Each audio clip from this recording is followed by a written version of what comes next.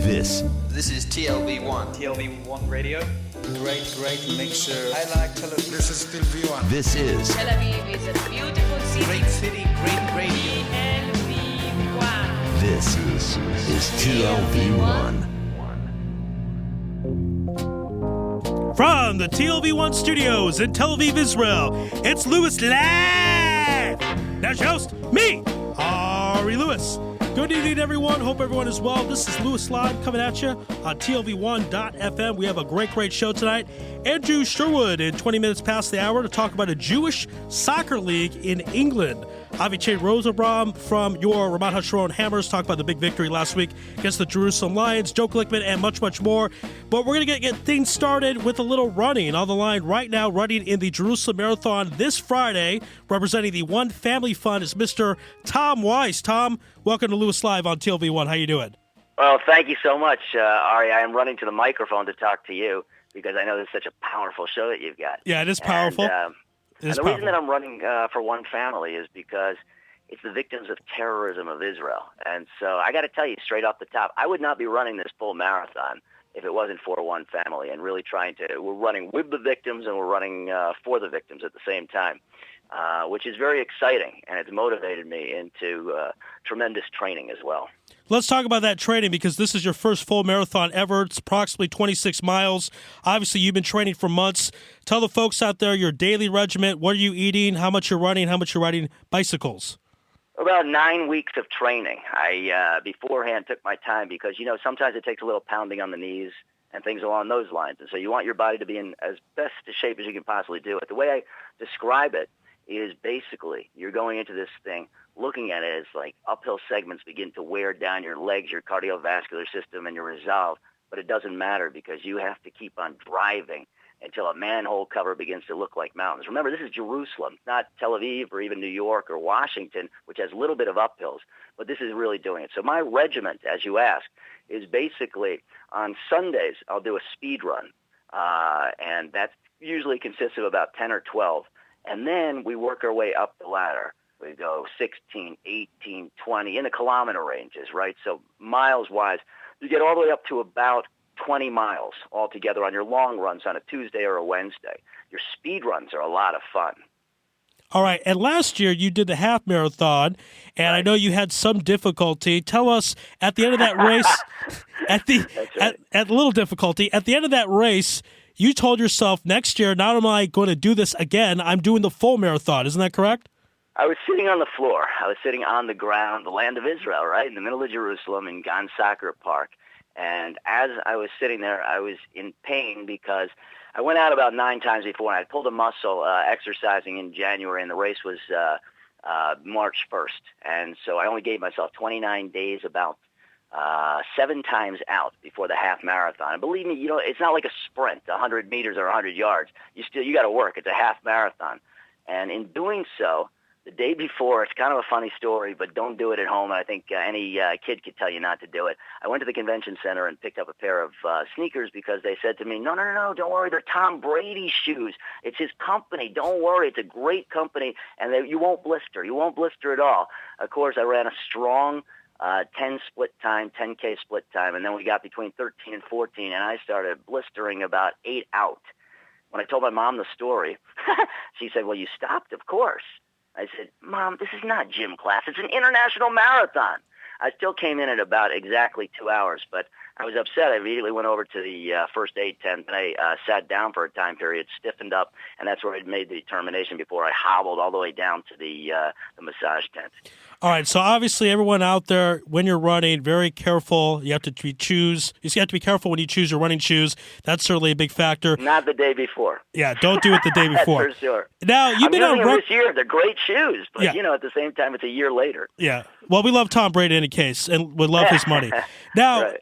Now, you've been on record saying that the Jerusalem Marathon is the toughest marathon in the world, tougher than the one in Italy, New York, Chicago, Tel Aviv, and so on. Tell us why you think Jerusalem is the toughest marathon in the world. Yeah, for a couple of different reasons. And as I was talking about that manhole that starts looking like a mountain after a while, it's a situation where when you're in New York and you're running, I was watching it this morning, early morning, just because I'm really, inside of an inside right now on the focus factor. And as I'm watching New York, the Verrazano Bridge is the biggest hill that they have as you're starting in Staten Island and heading into Brooklyn, the long Brooklyn route. But here, we have hills that last. And one of the things that's amazing, Ari, is that I went on for the first time to watch the video of the car driving around the course on Friday, which meant I did all kinds of preparation beforehand without really realizing, which means I went out to the hills of basically, I don't know how well people know Jerusalem, but it's magnificent backdrop of going down to out to Hebrew University and French Hill and then down to Ramat Shlomo. So you're going way downhill, and then you get back on the Begin Highway to come all the way back uphill. Then you're racing through town, the mayor's office, through the old city of Jerusalem, coming out the Zion Gate on the bottom, racing, taking advantage of the hills. And yet at the same time, you're heading all the way out on Rehov Hebron, on Hebron Street, out to Ramat Rachel, way up in the mountains again, and going past Har Choma, because Jerusalem's only so big, and then all the way out in the direction until the border police stop you of Rachel's tomb, and then coming back, circling back around. It's wild stuff, but the hills can be 2 kilometers high. That's pretty high. A few more minutes left with Tom Weiss, who's running on behalf of the One Family Fund in Jerusalem. Now, what's interesting with the marathon as opposed to other sports, basketball, baseball, football, even boxing, they have breaks. This is nonstop, no breaks. You're running for 3 to 4 hours, what have you, whatever it may be, no breaks. What are you thinking about during that time? How do you pass the time when you're running for that long? Excellent question, Ari. Very perceptive of you to ask a question like that. I haven't heard a question from others. Basically, the thought process is that if you're running through Mea Shearim, for instance, as I'm racing down the hill and over the top to go to Malach Daphna, I'm thinking Torah, or I'm thinking stories, or I'm thinking when I'm running past certain theaters where I was on stage recently putting on a show called Seussical, Dr. Seuss, right, which is a wonderful production, and I'm thinking about my lines that I'm actually running. Well, we arrived at the war that I said that we should. And the war, and so you're running your lines, you're singing your songs in your head, you're thinking about different things, but the most important thing that you're doing is every single step. You can't afford to take one misstep. And sometimes you're running on the road, you're up on the curb, you can imagine, up on the curb, down on the street, up on the curb, down on the street, because the car's behind you. The reason you want to run in the street itself is because the street is flat for the most part. And when you go up on the curbs, they want the rain to run into the street. So they're angled. Now, if you're going 20 kilometers, 25, 30 kilometers, that's a long way to have your feet angled. You may be angled into blisters.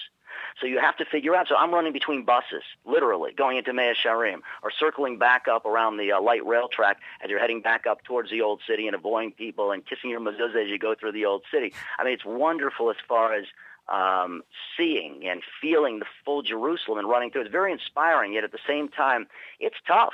I mean, you are up and down and doing the full thought process. No doubt about it. And last question we'll leave for you. This obviously is an international marathon, people running from all over the world here in Jerusalem. I understand that the winner of certain age categories can get a cool $10,000. Is that correct? Well, actually, all right. So here's the real situation overall. We just looked it up for this year's run. It's $5,000 for the overall winner of the marathon. $3,000 for second, third is $2,000. But there's a bonus, and if you go below, imagine this: 2 hours, 16 minutes, 28 seconds. That's last year's record. The world record is 2:03, Ari. Wow. Some guy came in here last year from Ethiopia, because Kenya and Ethiopia are the countries, and ran 13 minutes off the world record through the hills of Jerusalem. That's really inspiring in itself. But again, this is all about one family for me. The reason I'm running this thing is because these people take care of day in, day out, basically 7 days a week, even around the Shabbat table. They're taking care of the victims of terrorism, trying to over the kids. The kids that have lost their siblings, have lost their fathers and their mothers. It's like, you know what? I got to do everything that I can possibly do. If it's raising money, if it's inspiring others, we're going to have 273 people getting together on Thursday night for pasta, for fire up, for rally time, for singing, for songs. And I'm going to take that with me as I'm on the course, because I'm going to need every bit of it to keep myself fired up, to use the adrenaline, which I've learned for different ball sports and stuff, to be able to take it to this game right here and make sure that I get the 42 kilometers, 26.2 miles up and down the hills done. There you go. Tom Weiss, everyone, representing the One Family Fund. Find One Family Fund on the internet. Donate to them. It's a great cause. Appreciate the time. Good luck to you on Friday, buddy. Thank you, Ari. Appreciate it. All right, Tom Weiss, everyone. Quick break. On the other side, the president of the Israel Swimming Association, Noam Tzvi. This is Louis Live on TLV1.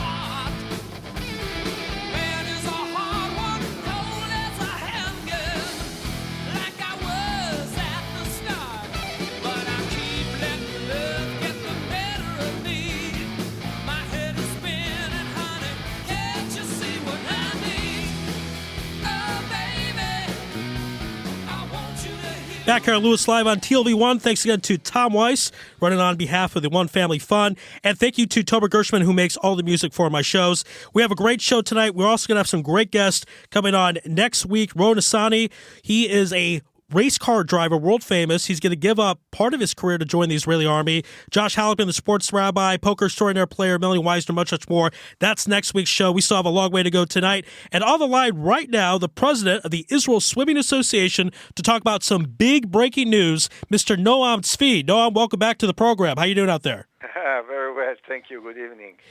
Good evening to you. Now, Israel, it's been announced Israel will host the Euro Swimming Championships in January 2015. You're on record of saying that's like host to the Olympics. Why do you feel that way?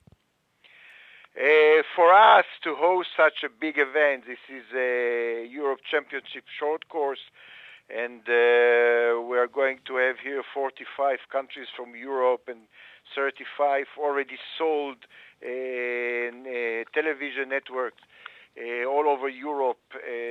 We expect audience of about 145 million people during these 4 days. So this is a huge event, and to host it in Israel, this is a real big excitement for us. And we told our national teams that for us this is like Olympic Games, and we want them to perform as if they were in Olympic Games. So the people in Israel will see the best of the swimming that is possible. 145 million people, that's extraordinary. And I imagine this will be one of the biggest sporting events, period, in Israel's history, correct? Yes, it is. If it's not the biggest one, so one of the biggest. Anyway, it's a huge event. And we're so happy that we could host it and we could get this privilege from the LAN, Ligue Européenne Natation, the European Association, Swimming Association, to host this event, because there was also a very big, a very good suggestion from Napoli to host this event. And we know that it's not very easy to bring it to Israel because we are not the center of Europe.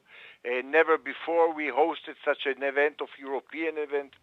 So we were very happy that we were fortunate enough to have this competition here. Now, tell us about breeding this event, of the amount of effort that it took. You're the president, obviously, of the ISA, and I'm sure this took a long time, but are we talking years, months? How long did it take to get this accomplished? Because this is truly a magnificent event coming up. Yeah, first of all, the National Aquatic Center was finished only 6 or 7 months ago. But already before it was finished, and already when it was just being built, we drew the attention of the president, of the vice presidents of the land, that we can host such a big event. And for years we are working about it. We hold here in Eilat in 2011 the Open Water European Championship.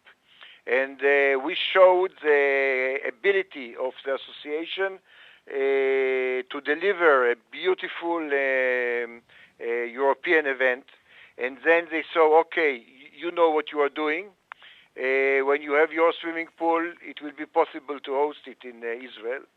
And now it was a vote in the General Assembly, and we were very happy that we won it. Now, what does it say about the relationship between European countries and Israel that all these European athletes will come to Israel? Because there's obviously a sentiment out there that a lot of people in Europe aren't the biggest fans of this country and of the Jewish people. And here you have 600 plus athletes coming to Israel. So what does that say as far as bridging the gap and building the relationship between the European countries and the land of Israel? In swimming, we are already very strong in this association, and I'm also a member of the bureau, and we are sitting in many committees. But this is one thing, and to host one of the biggest events of this organization, this is another thing. And so this is why it gave us a lot of confidence that they believe in us, and that we are a real part of this family. Because if you remember, till 1990, we were not even part of Europe. Till 1980, we were part of Asia. 10 years, we were nowhere. And from 1990, we are part of Europe. But which means that we go to Europe and compete in the different events. But now to have this huge event in Israel, this really strengthens the connection and put us really inside of the swimming family of Europe. All right, and this event is going to be at the Wingate Institute. It's got an Olympic-sized pool and will hold about 3,000 fans to see 600 swimmers. I imagine that you will get a sellout, quote-unquote. You'll probably have all 3,000 seats filled up, right? We expect, yes, because as I told you, the statistics from Denmark last year event was 145 million spectators in live. And we know it's going to be even bigger when it's going to be here. So, of course, the swimming pool will be fully crowded. There will be no one open space. But we have limits of how many spectators we can put inside. But anyway, you know, the swimming pool is 50 meters long, and the championship is 25. So after the 25, we're going to cover the rest of the 25 meter and to build a tribune for more 700 people to sit there. So it will be all packed around the swimming pool, and I'm sure that the atmosphere will be great. All right. Well, I want to thank you so much for calling on the program. Noam, this is great news. Again, the European Swimming Championships will be in January in Israel in front of about 145 million people. Congrats again on the news, and thank you so much for being on tonight's program. Thank you very much. Be well. All right, folks, quick break. On the other side, from the Jewish News of Britain, Mr. Andrew Sherwood, who will talk about a football league, soccer football league, only for Jews. That's right, I said that. Interested to find out myself what that's all about. This is Louis Live on TLV1.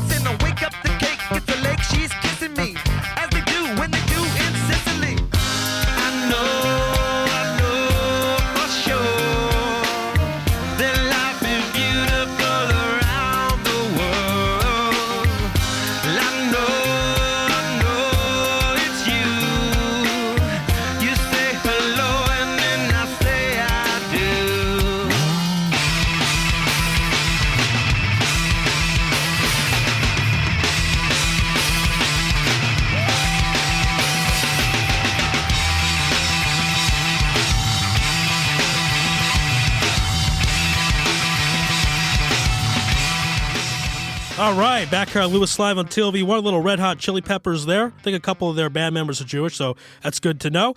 You want to follow the station, you can do so on Twitter at TLV1.FM, and you can email me personally at arilouisshow@hotmail.com, ARILOUISSHOW@hotmail.com. And, of course, you can download every episode of Lewis Live Sports by going to the website, and you can click to the side, and of course on iTunes as well. You go through that way. And thanks to Udi, who is producing for me tonight. On the line right now, discuss a little Jewish football, also known as soccer, from the Jewish News of Britain, Mr. Andrew Sherwood. Andrew, welcome to the program. Thank you. Now, you wrote a great article about a very interesting story, and I find this really fascinating, that apparently there's a football league in England that is comprised of Jews. That's the gist of it, correct? That is 100% correct, yes. All right. Who came up with this idea? I mean, a sport, a league where just Jews are playing it and it's not in Israel? How did that happen? Well, basically, I mean, this may surprise you, but the actual league we're talking about has been going on for more than 60 years, nearly 70 years now. Wow. Okay, so I'm a little behind in my Jewish football. All right, I apologize about that. Originally, did they make it because of anti-Semitic concerns? Because I know a lot of things started, like the fraternities in America, A Pi started because Jews weren't accepted to other fraternities. Was this a case where Jews were not accepted to other football teams, so they had to start their own league? That was one of the factors, as you rightly point out. Another thing is here in London, where the league is obviously based, there's a strong community ethic. So it's all about keeping it in the community, if you like, as well. And these players, get together every Sunday morning, and it's just another way of them getting together. It's more of a social thing as opposed to a really competitive thing. But having said that, everyone wants to win as well. But it's a way of keeping members of the community together. Now, I know that the Jewish fans of these teams in Britain in the Premier League are insane, and also there's some Jewish flavor. There's the Tottenham Yids and the Yid Army, and that got some news because other teams would make gas noises as part of the Holocaust against those teams. It got very, very serious. So is that part of the flavor in this league that Jews in England are so much into the sport, you just have to have a league where they're going to be playing it? Not exactly, no. Obviously, the fact that they're all playing together, thank God, we're not going to have any of those instances. As you may or may not know, on the football pitch, or soccer, things do get a bit tasty, so there is some aggro between the players. I'd be lying if I said there wasn't any pushing and shoving, but it's all in good spirits, and at the end of the day, in most instances, they come off the pitch shaking hands. Now, I'm curious about the rules of this league because according to Jewish law, it goes by the person's mother. That's how you decide if you're Jewish. And some people nowadays say, hey, if I have a Jewish father, you could go in a Reformed temple and they consider you Jewish. What are the rules of this league? Right, as you say, it's a bit sketchy because, as you say, in recent times, the football posts, if you like, have changed slightly. As it currently stands, as far as I'm aware, the footballer's mother has to be Jewish in order for the player to be Jewish and therefore be registered to be allowed to play in the league. Anyone who, for whatever reason, any team who's caught fielding a non-Jewish player will then get punished. Wow. Be it in terms of losing points from a game, or even to the most extreme effect, getting kicked out of the league. But that is the end. That's very remote. But players, they do get disciplined if they're found guilty of fielding a non-Jewish player. Wow. All right. So they're definitely taking this seriously. Oh, yes. I mean, I'm not sure how much you know of the league, but it consists of 4 different divisions. So there's maybe 40, 45 different football teams who compete in this league. Wow. Okay. So that's how big it is. And, there's masters football for elderly, from footballers between 35, anything up to 70 years old. And there's even a kids league as well, all with the same rules and regulations where you have to be Jewish. So it's a massive thing here in London. All right. We're speaking with Andrew Sherwood here on Lewis Live on TLV1. Now, I'm curious if there's a cost to get involved with this league and then a prize money for the winner. I know some leagues do it that way. This obviously seems almost borderline professional. Tell us about the money aspect because, this is a Jewish show at the end of the day. Of course. I'm glad you said that. Yes, players do have to pay a fee to be registered for their respective teams. To be 100% honest with you, I'm not entirely sure how much it is, but they do have to play some kind of fee every week as well to play for their football team. There are leagues, there are cups, so people, they play in cup competitions, and they win promotion and they win cups. They go to a cup final at a football ground called Wingate in Finchley. which is in North London, and, it's a proper day out with referees, linesmen, trophy presentations, everything. Wow. And as you may have seen on our website, we give them all the coverage as well. We film highlights. We have photographers out there. So they're treated like professionals. Andrew, I saw a video on your website regarding this league where it said, "Watch out for vulgar language." Is that common, that there's that type of language in all these games? Oh, yes. Well, you have to understand as well, these players get together on a Sunday morning, and as well as wanting to play football, it's just a way of relieving the tensions of the past week as well. Right. And they take as I said to you before, things do get a bit lively.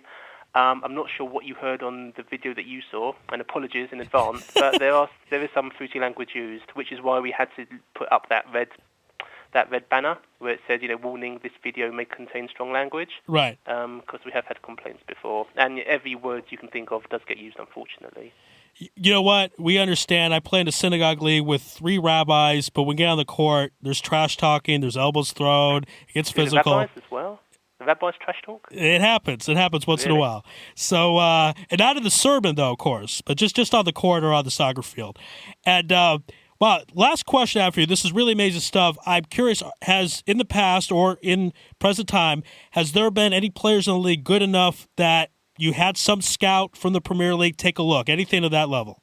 There have been maybe a handful of players who have played in the local Sunday morning football, and they have played at a high level, not the Premier League. The highest league was probably maybe the 3rd tier in English football, English soccer. Okay. All right, so that's still some notice, which is pretty impressive. Not top flight Premier League football as you know it, soccer, right. But they have played professional football, yes. All so right, it's only a handful. People want to find out more about this league. Obviously, they can go to the Jewish News, which you write for, and where else can they find out more about it? The first port of call, I'm going to say, obviously, is our website, jewishnews.co.uk. The league itself is called the Maccabi GB Southern Football League. So if they go to mgbsfl.co.uk, they'll find details there as well. But as you so kindly said, if they go to our website, they get all the reviews, the match reports, videos, photos, you name it. And they get to read your writing. So what's better than that? And learn about the league. It's win-win if they come over to our website. What can I say? There you go. All right, Andrew, great stuff. Thanks for being on the program. Be well, and we'll be in touch. Thank you so much. Yeah, look forward to it. Thanks a lot. Bye. All right. Andrew Sherwood, everybody, from the Jewish News of the UK. We'll take a quick break. On the other side, from I-24, Devere Reutman, who's going to talk about being at the Tel Aviv Derby. What's the Tel Aviv Derby? You have to stay tuned to find out. This is Louis Live on TLV1.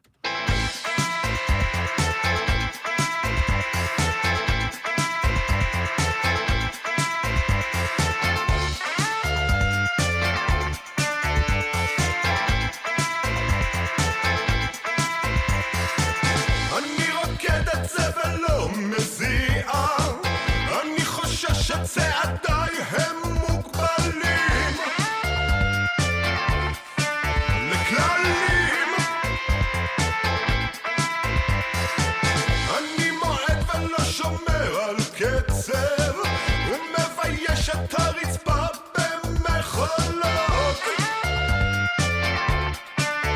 חולים בביתי על המרקע יש אחת שמחכה לוחתי את מטרתי ולחתים את מיטתי אך אולי הלילה היא תרקוד איתי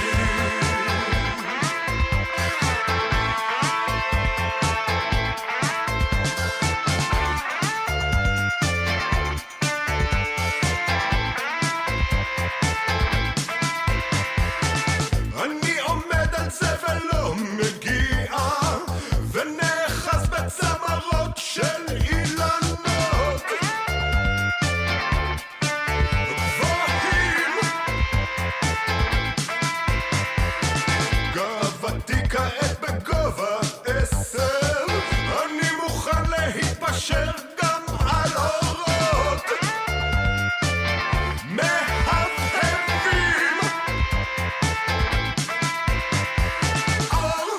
Back here on Louis Live on TLV1, we're going to stick with the theme of football, also known as soccer, from Andrew Sherwood on the line right now to I-24 producer and soccer fan. the one and only Mr. Devere Reutman. Devere, how you doing out there? Excellent. How are you? Doing great. And, of course, last night's game, the Tel Aviv Derby between Hapoel Tel Aviv and Maccabi Tel Aviv, was one of the finest games you've ever seen. You told me your voice still a little sore. It was a crazy atmosphere. Tell us about that atmosphere and all those crazy fans.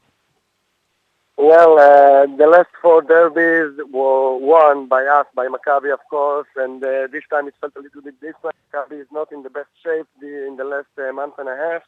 Hapoel really wants to win something. They have a very lousy season, and of course we are in the first place, going to a second championship in 2 years. It was fun, during, I think, the 33 minutes or so, our striker, Rada Pritza, got a red card, and after we were leading 1-0, and to feel a little bit, dangerous. So before the halftime, they scored. Damari even scored 1-1, and then we felt like it's a problem for us. If some of us in the gate thought if it will finish 1-1, it's good for us. And the second half, it's like the best game I've ever seen in my life. I think that I ever was in. The Hapoel scored. They got a penalty in the 86 minutes. They do 2-1, and you see the crowd, and you feel that horrible feeling of losing the derby.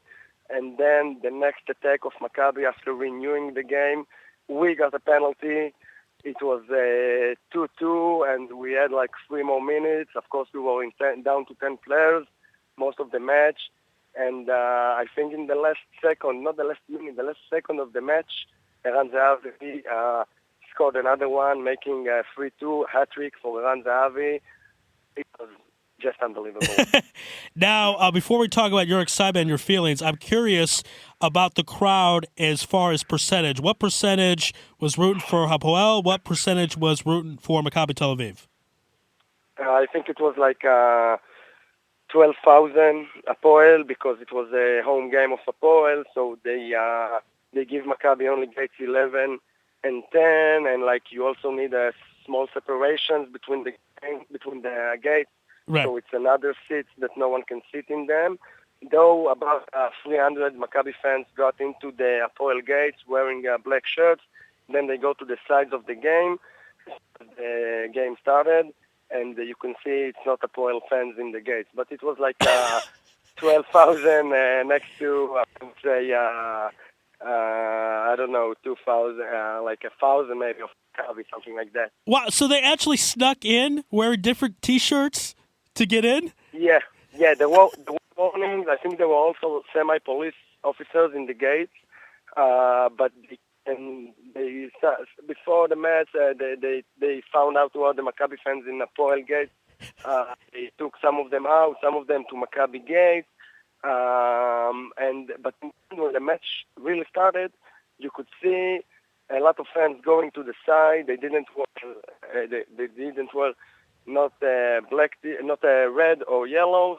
You can't know which team are they, and wow. You can see they're singing with Maccabi fans in the other games.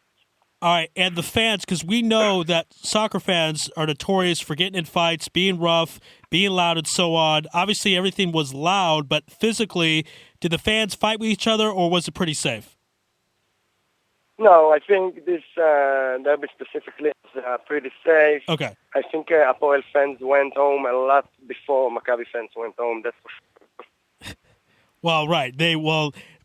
Partly because they lost, right? They don't want to stick around and be yelled at. No, I mean, after this victory, we stayed in the gate to celebrate like for another 45 minutes. Wow. And when we went out of the stadium, finally, there was no one with a red T-shirt in the streets. No, not even one. And talk about now your feelings when that goal was scored, the last second of the game. Instead of a tie, it's a win for your team, this team that you follow, that you love. They win against their arch rivals, their nemesis. Your feelings, is it one of the top 5, 10 moments in your entire life? I think it was definitely top 3. With another victory of Maccabi last year, also 2 in additional time, and one more match I cannot remember right now. But so maybe even top 2, because it's unbelievable. You play the entire match, like almost the entire match, 75% of the match with 10 players. And you feel, okay, we the tie, and then 4 minutes to the end, you get the penalty, he scored it. Even our goalkeeper almost took the penalty, thinking, what a shame, and the championship is not yet in our pocket, and it's a shame, it's a miss.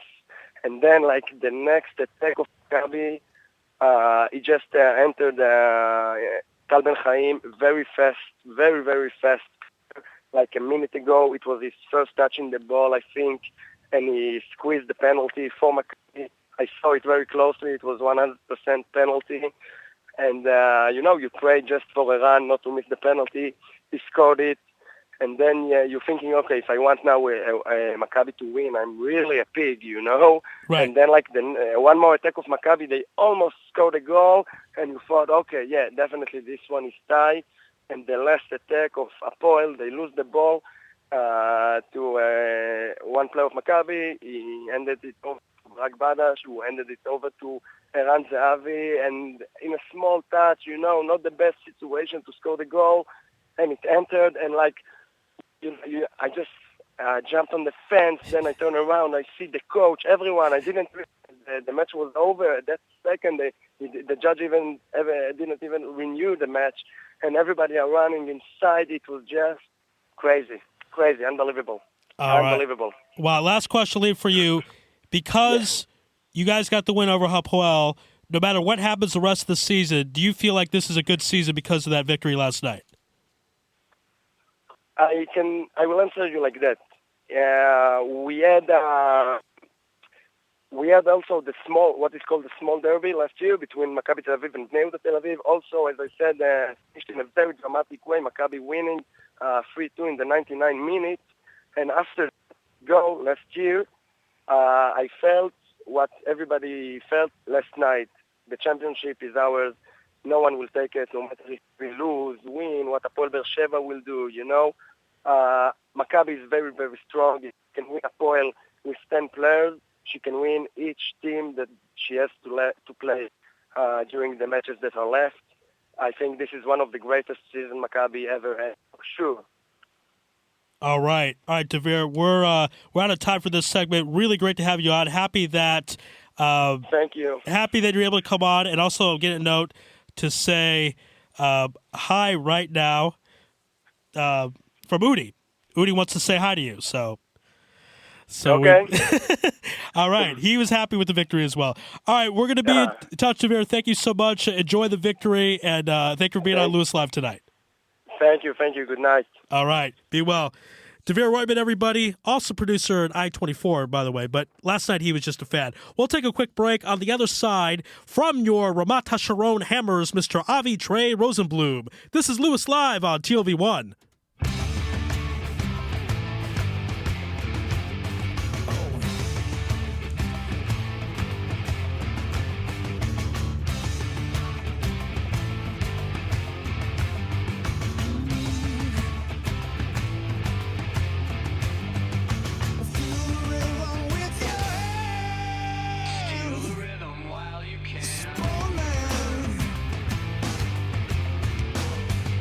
Speak the river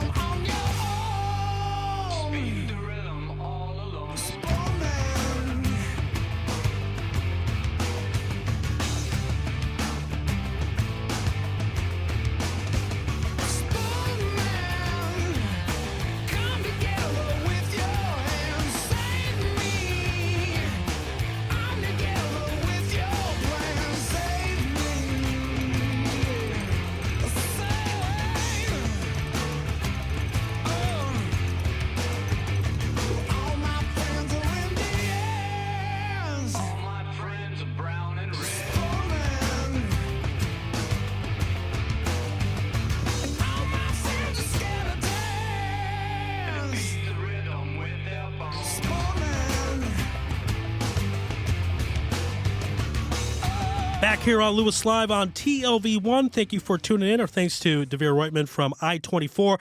We're going to go from football, European style, to American football. On the line right now, talking about a big victory his team got last week, is from the Ramat Hasharon Hammers, Mr. Avi Rosenblum. Avi, welcome back to the program. It's great to have you on. You know, we haven't had some IFL guys for a couple months for whatever reason, but now you're back on the air. And last week, your team got a big W against the Jerusalem Lions, which got you the second seed, first-round playoff bye. I understand it was one of the closest games this season, so tell us a bit about it. It was a hard-fought fight again. You know, the Jerusalem Lions are a good team. You know, we haven't had a good competition for the last couple of weeks until last week, and all I can say is it was an amazing game. I haven't played one of those games for a long time, probably since high school. You know, it was back-to-back. You know, we were up 20 points, and we gave up the lead, which we should have never have done. You know, the guy caused a couple of mistakes on our part, and they came back. And, you know, Jonathan Curran is probably one of the most amazing players I've played with in a very long time, as a quarterback, an athlete, and altogether. And he made an amazing play. You know, that last play, he scrambled for about 5, maybe 6 seconds, and he got out on the green. And, you know, he knows that if he comes to my side, I'm going to make a block for him. And, you know, hopefully we was in that position. And, you know, we should have never been in that position, but at that time we were in it. So he made an amazing play. And he got the touchdown. I went crazy. Our whole team went crazy. It was probably one of the biggest wins of the whole season. So last second score, touchdown by your quarterback. You had the key block, correct? Yes, that is correct. All right. And I understand that block is still being talked about. It's pretty hard and vicious. You know, my high school coach, Pop Warner coach, Derek Calhoun, he always told me, you know, if someone's standing around trying to get your quarterback, go and kill him. You know, that's how I play. That's how you play football. You know, if you're not able to get the ball, you know, make that block that will hopefully make it the touchdown. And, again, big victory because you guys get the 2 seed. This week will solidify who gets a 3, 4, 5, 6 seed. Is there a team out there, because you're not going to play the Rebels in your first round, is there a team out there you want to play or don't want to play, you're scared of, or you just say bring them on? Honestly, I'm the type of guy that says bring everybody on. Okay. You're going to have to play your best game versus us. We've got too many weapons for you to be able to stop us. You know, we scored 16 points in about 2 minutes in the game versus the Lions. We scored 54 points versus Beersheva the week before in 1 quarter, which we tied the IFL record, and we should have had the extra point that would have made us the IFL record holders with points in the score, but, you know, we didn't get that point. So we're a powerhouse offense, powerhouse defense. Not going to stop us either way. All right, now with that said, Avi, you know, and I know, and the league knows that the favorites, according to most people, are the Rebels. People are almost already handing them the trophy. Does that make you guys mad on your team? No, that makes us hungry. That makes us hungry to shock the world. You know, 100% that, you know, the Rebels are an amazing team. You know, I give it up to them. You know, they beat us. Plain and simple. You know, I have no excuses for that loss. But at the same time, we're hungry. We're trying to get that IFL ring. It's simple as that. We'll get that ring, and, you know, if it comes down to the last play like versus the Lions, so be it. But we're going for that ring, and we're going to get it. Now, were there some things that your team learned from that loss to the Rebels that will help you if you guys do play them in the title game in April? Yes, it does. You know, it shows us that we cannot take any team for granted. And it shows us that we need to work harder during games, and we cannot give up. Simple as that. Versus the Lions, versus the Rebels, we gave up in the second half. And I take full responsibility as being a defensive key player and saying that we gave up the game. And the Lions is not going to give up anything easy versus the Rebels at all. 100% will not give up any easy plays. Danny Eastman is a good friend of mine, and, you know, he's one of the good players in the league, as is me and Jonathan. And we have power, and we're going to show that when we play them in the Israel Bowl. And the Rebels, when you're going to play them? So you guys already assume you're going there.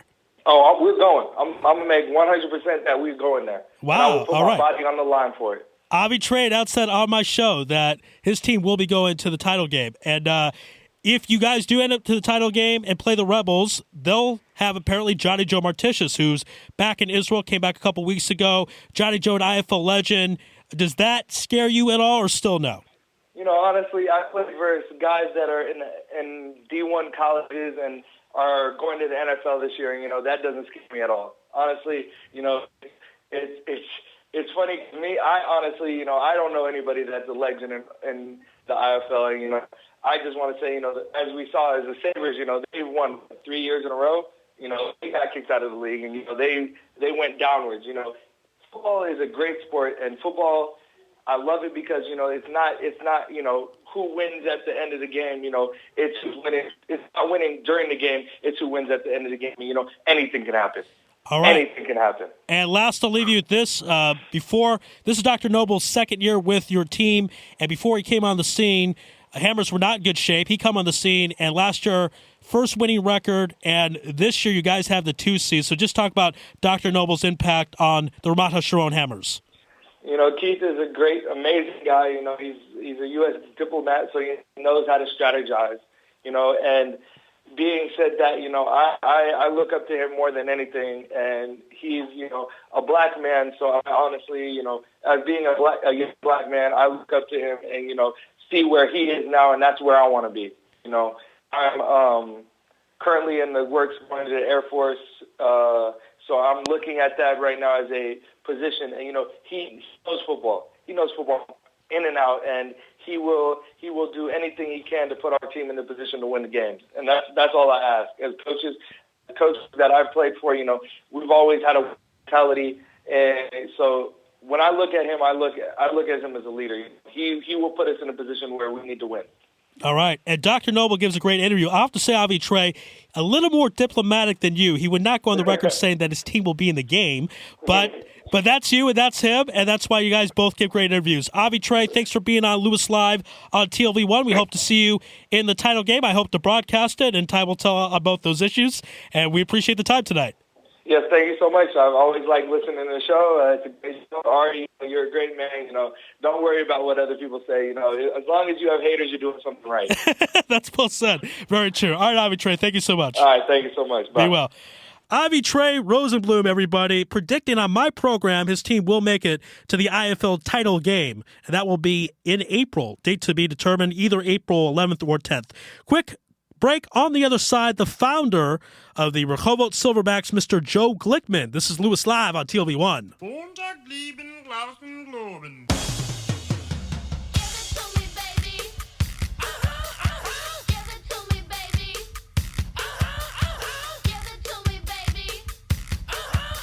And all the girlies say I'm pretty fly for a white guy.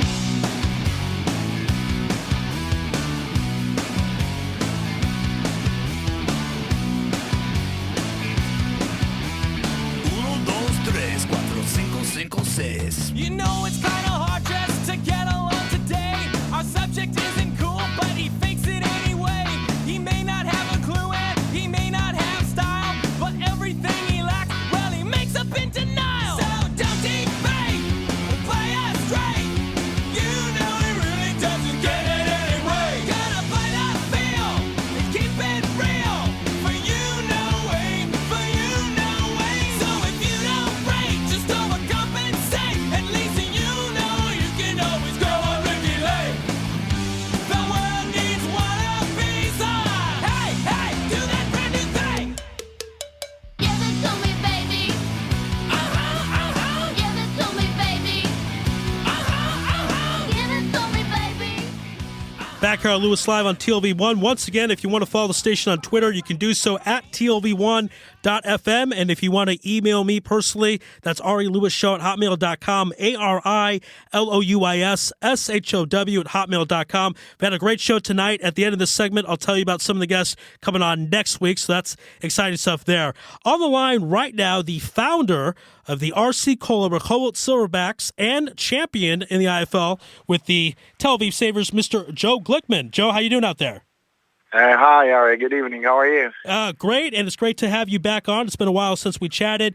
And this season, win-loss wise didn't go exactly obviously the way you would have anticipated, but there's certainly silver linings with the season. Your players got more experience, got to play against the good teams. So talk a bit about some of the positive things that happened for your ball club this year. Well, unfortunately, we didn't get any wins this season, which didn't improve front of last season. Right. But what we did get is, like you said, we got a lot of experience. We got a lot of new guys. We had the respect of the league. Every team that came and played us said, well, maybe you didn't win, but it's one hell of a game. We play smash mouth football the old way, and we never give up until the last whistle. So in those terms, we had a great season. We improved a lot. And going into next year, obviously, that's going to help a bit because a lot of times with football, it's the third, fourth year that things start to kick in. So next season, do you tell your guys, hey, our goal is to make the postseason this year? It's our goal every year. Right. We're not starting the season and we're going to roll up and play it dead. You can ask every team who played us. It wasn't fun. Nobody comes into our house and expects us to roll dead. But next season, postseason is a big goal. Hopefully we'll be there. But next year we're actually not even going to play in Rehovot. We are moving to Mazkeret Batya, and which their city council actually helps us a lot. Okay, so you'll be making the move there. And will RC Colas, obviously you would want them to stay out as sponsor. Do you still anticipate that will happen? Oh, yeah, definitely. Okay. They enjoyed us, and we enjoyed them. They've been a big help this season, and hopefully the sponsorship contract will last for years, actually, not just next year. Right. We love them. They did a great work for us. They helped us a lot. Now, have you thought about talking to your guys and taking them to some of these postseason games? Postseason, the IFL will start next week. Have you thought about, because you won a championship, and obviously seeing the championship games, the postseason games in front of you, in front of your eyes, it's a whole different experience. So have you thought about taking some of your teammates and watching these games in person? Actually, maybe the finals. Right. As you probably know, the guys in the R League don't get paid, so we have jobs. Right. So if games usually fall on Fridays where guys work, it's a bit of a problem. But most definitely we will be going to some of the games. Watching guys play in a postseason game, you get a whole different intensity, and watching Israel ball is a whole different story, even from the rest of the playoffs. Every person who's been to a championship game and to a playoffs game knows it's do or die, and you can't really describe the feeling you have when you play for this golden trophy. It's ecstatic. So the only thing you can do is, like you said, take them to these games and make them more enthusiastic about them feeling it for themselves, and not just going and watching it as, like, oh, yeah, they're playing in the playoffs and we're not. So we actually try to motivate them every single game and every single practice, and we try to get the best out of our players, and including me. And we will most definitely be watching some of those games. We're speaking with Joe Glickman, who is the founder of the Rehovot Silverbacks. Next season, they won't be in Rehovot. Now, you played for the Sabres, won a title. They're not in the postseason this year. Do you have a dog in the fight? Or there a team out there that you're rooting for to win the Israel Bowl this year? As you said, I'm a veteran player in this league. I have friends in every team. Some of them better friends, some of them are not.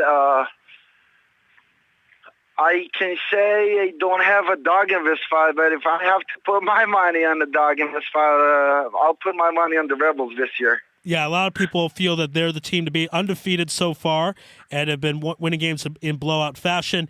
And lastly, we'll leave with you as a champion in this league. You played a title game, won one, played a title game, did not win one. What is the difference at the end of the day of winning the championship and not winning the championship if you were going to put it on one or two particular things? Wow, that's a big question. Yeah. That's why I get paid to do this, Joe. It's what I do. Yeah, you're doing it well. Thanks. Well, after winning the championship, it was one of the greatest days of my life. I was ecstatic. I was drunk, literally drunk, not from alcohol, but from the feeling itself. I can't describe it. It's something. If you haven't been a champion at something, you will not know this feeling. Right. And losing the year after that final was, you know what? It wasn't that hard, actually, because we knew we lost to a better team, and we gave it our best. And when you're giving your best, and you know you left everything on that field, it actually dwells towards it's lesser.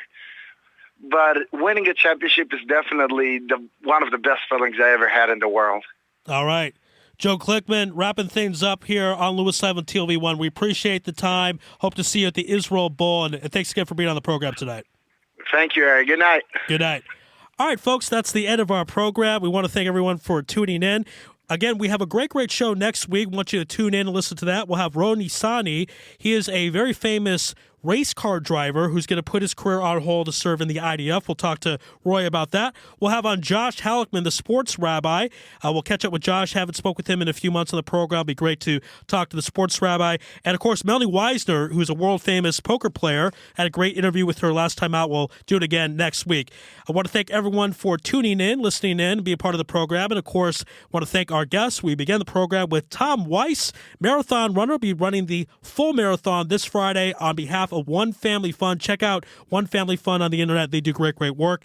Then spoke with Noam, who's the president of the Israel Swimming Association, and he talked about on this program the European Championships will be in Israel in January. There'll be about 145 million people watching on television. Then spoke to Andrew Sherwood of the Jewish News, talking about a football league just for Jews. No reigners allowed. You have to have a Jewish mother. They are very by the book. And then we spoke with I-24 producer and Maccabi Tel Aviv soccer fan Devere Reutman, talking about one of the top 3 moments in his entire life when Maccabi Tel Aviv won last night in the 93rd minute 3-2 over their arch rivals Hapoel Tel Aviv. Then spoke with Ramat Hasharon Hammers player Avi Rosenblum, who says, I'm a good guy, and if no one hates you, you're not doing your job. So appreciate the words from Avi Trey. And Joe Glickman, founder of the Crowfoot Silverbacks, who will be moving next season. 0-9 this year, but they learned some things that will help them next year.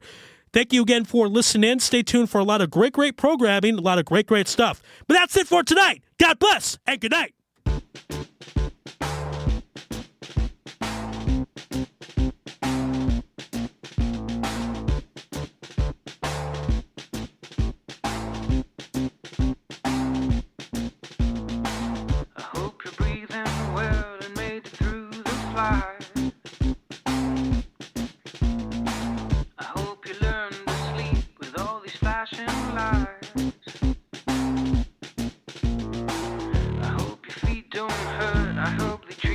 Night.